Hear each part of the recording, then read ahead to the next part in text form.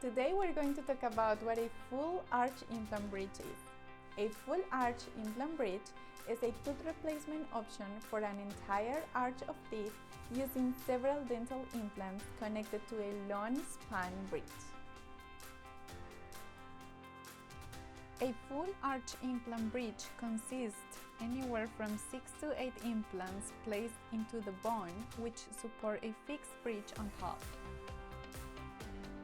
As you can see, a bridge is fixated onto the implants with a set of screws which lock everything into place. How would you know if you're a good candidate for a full arch implant bridge?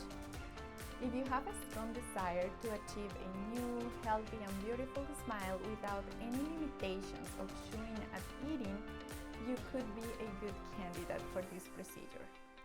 And how would you get started?